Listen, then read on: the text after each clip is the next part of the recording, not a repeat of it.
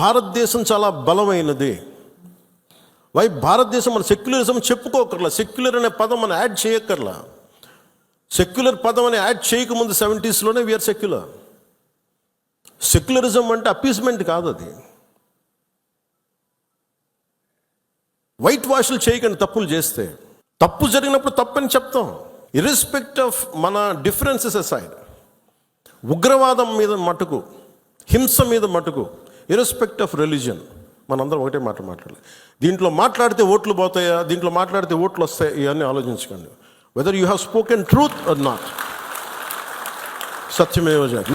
మత సామరస్యం చాలా చాలా అవసరం ఈ దేశానికి. చాలామంది మత కలహాలు క్రియేట్ చేయాలనుకున్నా కానీ కొంతమంది చేస్తుంటారు. దాన్ని మీరు అడ్డుకోవాలి. మీ కళ్ళ ముందు ఒక సంఘటన జరుగుతున్నప్పుడు మీరు అడ్డుకోండి.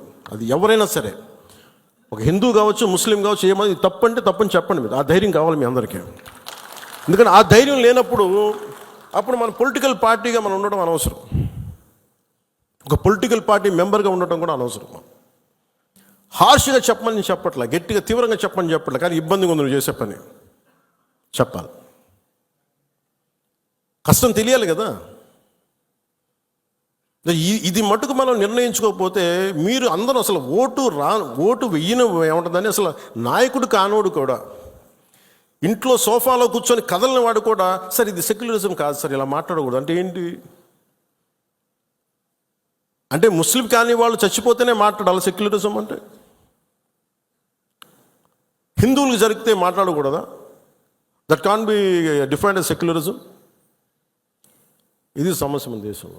సెక్యులరిజం అనే పదానికి మీరు ఈ పడికట్టు డెఫినేషన్ మీరు తీసుకోకండి. ఇది మటుకు మీరు చాలా చాలా స్పష్టంగా తీసుకోవాలి. నేను చాలాసార్లు చెప్పాను, ముస్లిం సమాజంలో చాలామంది వచ్చి అడిగినప్పుడు మీకు ఏదైనా ఇబ్బంది వస్తే మొట్టమొదటి గొంతెత్తేది నేను, మీకు గుర్తుపెట్టుకోండి.